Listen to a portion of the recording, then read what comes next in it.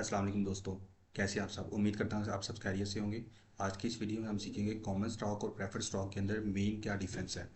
इन differences को हम examples के साथ अंडरस्टैंड करने की कोशिश करेंगे और ये आपके लिए बहुत ज़्यादा ईजी हो जाएगा। सबसे पहले हम देखते हैं कॉमन स्टॉक और प्रेफर्ड स्टॉक होता क्या है। बेसिकली कॉमन स्टॉक्स क्या होते हैं? स्टॉक्स हम शेयर्स को भी कहते हैं, यानी कि कॉमन शेयर्स या प्रेफर्ड शेयर्स।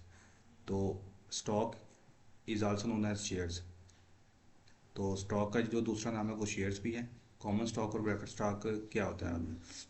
जो भी एक स्मॉल पार्ट है कैपिटल का उसको हम शेयर कहते हैं। स्मॉल पार्ट ऑफ कैपिटल को हम शेयर कहते हैं। कॉमन स्टॉक वो होते हैं जो हम पब्लिक को इशू करते हैं जब कंपनी आईपीओ के थ्रू, यानी कि पब्लिक को इनिशियल पब्लिक ऑफरिंग करती है।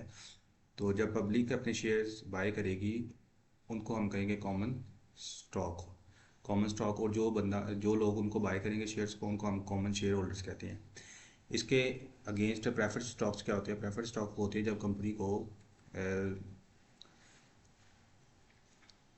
जब कंपनी को जल्दी पैसों की ज़रूरत होती है, यानी कि उसके पास बहुत ज़्यादा कम टाइम होता है, उसको एक कुछ नीड होती है पैसों की, तो वो पर्टिकुलर सेगमेंट को सिलेक्ट करती है और उनको कुछ शेयर्स जो है ना उनको ऑफर करती है।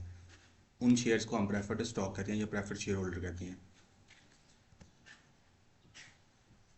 नेक्स्ट कंपैरिजन की तरफ चलते हैं। सबसे पहले जो कंपैरिजन है इसके मीनिंग की तरफ जाएंगे, यानी कि इसकी डेफिनेशन देखेंगे। Equity shares are the ordinary shares of the company representing the part of ownership of the share holder in the company. Equity share या कॉमन शेयर्स होते हैं जो कि कंपनी किसी भी कंपनी में ऑनरशिप का पार्ट जो है ना वो उसको बता रहे होते हैं, यानी कि पार्ट ऑफ ऑनरशिप जो है ना उसको हम कॉमन शेयर होल्डर कहते हैं। जो ट्रू ऑनर्स होती हैं कंपनी को वो है कॉमन शेयर होल्डर्स। उसके बाद प्रेफरेंस शेयर्स की बात करें तो preference shares are the shares that carry preferential rights, जिनके पास प्रेफरेंशियल राइट्स होती हैं on the matter of payment of dividend and repayment of capital.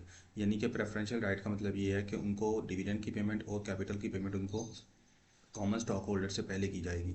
तो इनके पास ये प्रेफरेंशियल राइट्स होती हैं। नेक्स्ट जो मेन डिफरेंस है वो रीपेमेंट ऑफ डिविडेंड है। रीपेमेंट ऑफ डिविडेंड ये होगा कि द पेमेंट कॉमन शेयर्स के अंदर the dividend is paid after the payment of all the liabilities, यानी कि कंपनी की जितनी भी लाइबिलिटीज़ हैं जब वो पे हो जाएंगी तो फिर कॉमन शेयर होल्डर्स को उनका डिविडेंड पे किया जाएगा।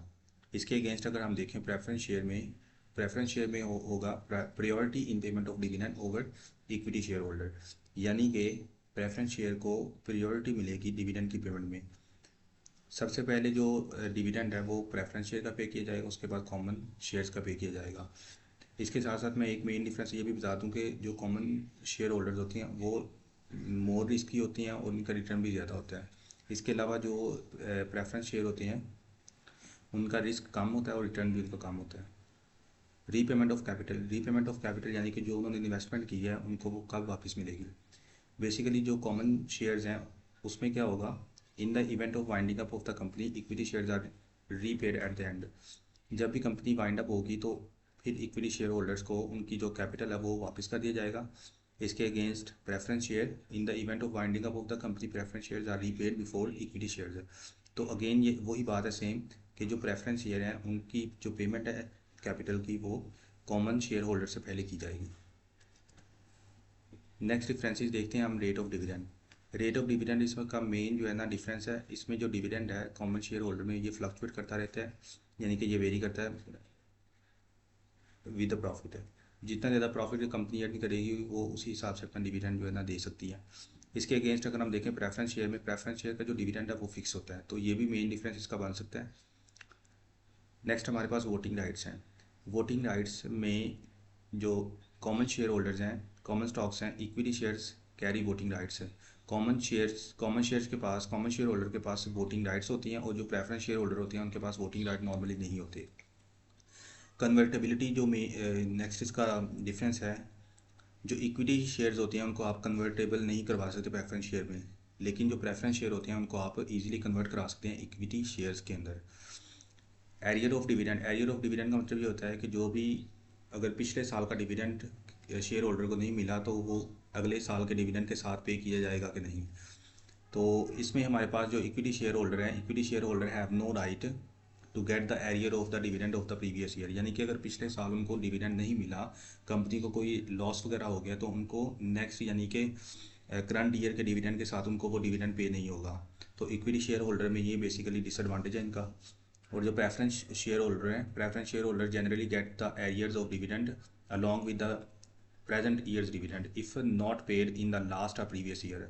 तो इसमें ये बात हो रही है कि प्रेफरेंस शेयर होल्डर को अगर पिछले साल अगर डिविडेंड नहीं मिला किसी भी वजह से, तो नेक्स्ट जो करंट ईयर है, प्रेजेंट ईयर है, उसकी डिविडेंड के साथ उसको मिलाकर दे दिया जाएगा, यानी कि उसको क्यूमुलेटिव डिविडेंड भी कहते हैं। क्यूमुलेटिव डिविडेंड ये होता है कि क्यूमुलेट कर देना, यानी कि इकट्ठा करके दे देना डिविडेंड। तो बेसिकली इसकी ये जो है ना करेक्टरिस्टिक हो सकती है प्रेफरेंस शेयर की। Thanks for watching this video. उम्मीद करता हूँ आप सबको ये वीडियो पसंद आई होगी। अगर आप सब हमारे इस चैनल पर न्यू हैं तो हमारे चैनल को सब्सक्राइब कर दें और बेल आइकन को प्रेस कर दें। Thank you. अल्लाह हाफिज़।